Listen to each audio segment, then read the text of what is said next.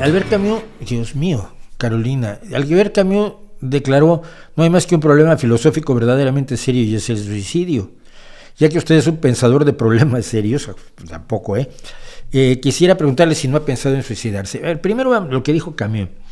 El que lo haya dicho Camus no significa nada. Camus era un periodista, dicen que era un filósofo. También decía él, igual que yo, que sigo siendo de izquierda, a pesar mío y a pesar de la izquierda. Pero no creo que el problema del suicidio sea filosófico, yo creo que es un problema psicológico.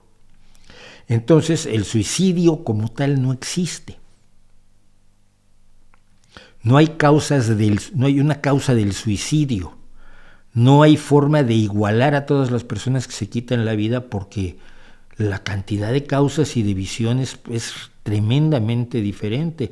No puedes igualar a una persona que en un rasgo de inmadurez total y sin los apoyos de amigos, familia y demás, el día que lo deja la novia o el novio se suicida, a una persona que tiene 80 años, está sufriendo horrorosamente un cáncer y quiere acabar con su vida para dejar de sufrir. No es lo mismo, aunque le llamemos igual suicidio, no es lo mismo.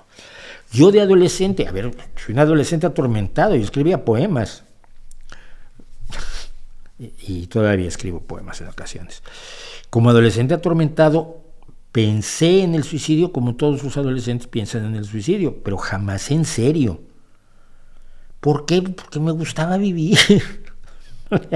Sí, podía ser muy feo vivir a ratos, por supuesto, puede ser horroroso, pero tampoco está tan mal. Y más cuando uno sabe que es alguien que tiene una situación de vida mucho mejor que el 90% de los seres humanos. Entonces, no, nunca me lo planteé muy en serio, y siempre pensé que en algunos casos al menos era una gran derrota. El suicidio en otros casos era un problema fundamentalmente de no tener los apoyos necesarios, ni dentro ni fuera, para sobrepasar un obstáculo determinado, ¿no?